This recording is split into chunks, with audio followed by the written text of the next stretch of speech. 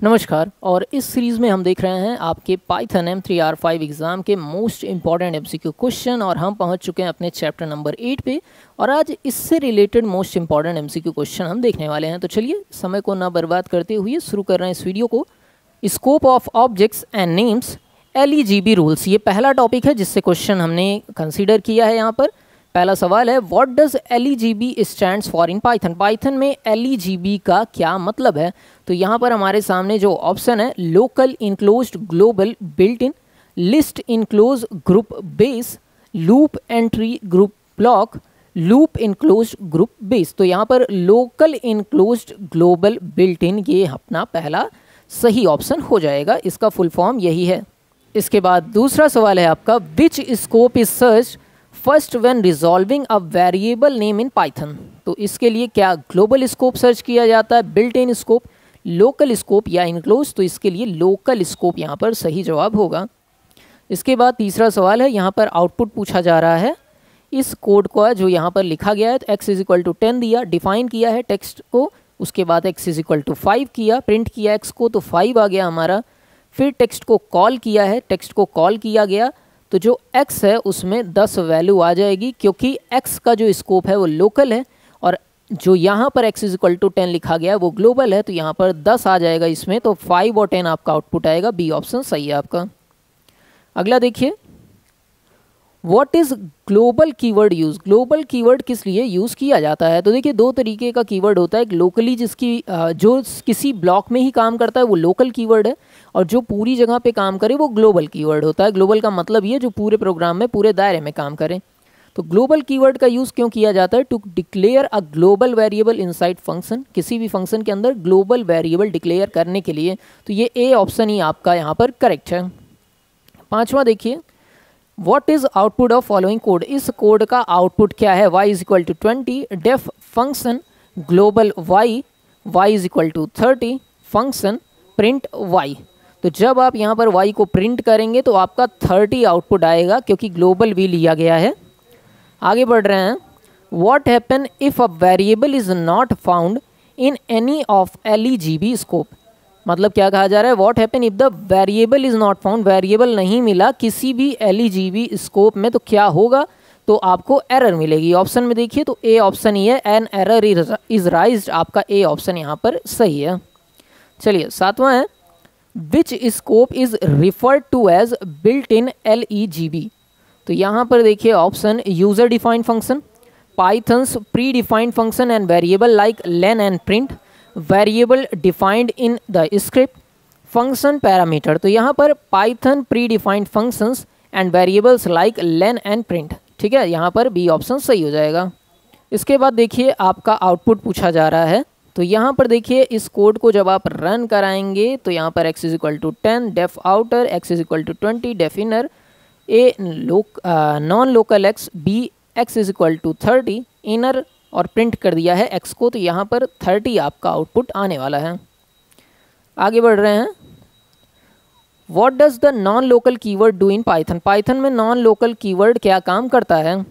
तो accessing global variable, accessing local variable, refers to variable in the enclosing scope, declare the variable as built in. तो यहाँ पर refers to variable in the enclosing scope, C option सही हो जाएगा। अगला देखिए, what is scope of variable defined inside function without any keyword. मतलब what is the scope of variable defined inside a function without a keyword. तो यहाँ पर आपका लोकल होगा। ठीक है, स्कोप पूछा जा रहा है वेरिएबल का जो कि फंक्शन में आपका डिक्लेयर किया गया है बिना किसी एक्स्ट्रा कीवर्ड के, तो वो उस फंक्शन के दायरे में ही काम करेगा, और इस चीज़ को लोकल कहते हैं, लोकल स्कोप कहते हैं। मॉड्यूल्स बेसिक यहाँ पर पूछा जा रहा है, व्हाट इज पाइथन मॉड्यूल। तो a built in function, a file containing Python definition and statement, a special variable in Python, a reserved keyword. तो पाइथन मॉड्यूल जो होता है, a file containing Python definition and statement, आपका B option correct है। इसके बाद आपका 12वां क्वेश्चन है, how do you import a module in Python. Python में मॉड्यूल को कैसे आप इम्पोर्ट करते हैं। तो आपका ऑप्शन देखें, load module, import module name, use module name, module dot load. तो यहाँ पर इम्पोर्ट मॉड्यूल नेम आपका सही हो जाएगा। 13 क्वेश्चन है, व्हाट इज़ पर्पज़ ऑफ, ये चीज़ अगर लिखी जाए तो इस चीज़ का पर्पज़ क्या होगा पाइथन में।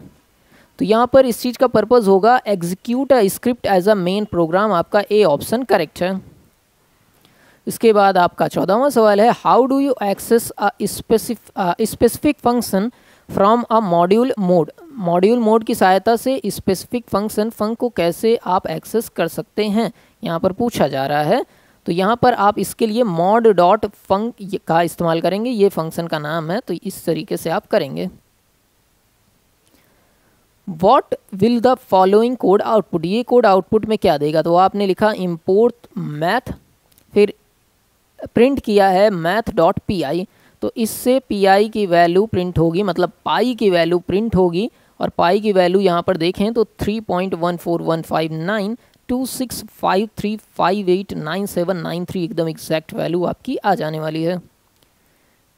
16वां सवाल है, how do you import only the square root function from the math module. Math module so अगर आपको स्क्वायर रूट फंक्शन इंपोर्ट करना हो तो आप किस तरीके से करेंगे, तो आप इसके लिए क्या import squared from math import squared लिखा जाता है स्क्वायर रूट के लिए, इंपोर्ट मैथ डॉट स्क्वायर्ड या use squared SQRT from math. तो इसके लिए फ्रॉम मैथ इंपोर्ट स्क्वायर्ड लिखेंगे आप, बी ऑप्शन सही है।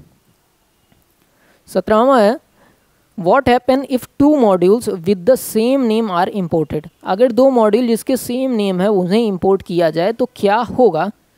तो यहाँ पर देखिए, the first module is used and error is raise, the last module is used, only built in module are allowed. तो यहाँ पर जो लास्ट मॉड्यूल होगा वो यूज़ हो जाएगा, the last module is used आपका सही जवाब हो जाएगा यहाँ पर। अगला देखिए 18वां, how do you reload the module in Python. Python में मॉड्यूल को कैसे आप रीलोड कर सकते हैं, तो इसके लिए आप लिखेंगे from import lib import reload semicolon reload bracket में मॉड्यूल नेम, जो मॉड्यूल का नाम होगा, सी ऑप्शन करेक्ट है। अगला देखिए, what is purpose of module all attribute. Module all attribute का क्या पर्पज है यहाँ पर पूछा जा रहा है, तो इसका पर्पज है list the public objects of the module, यहाँ पर बी ऑप्शन सही है।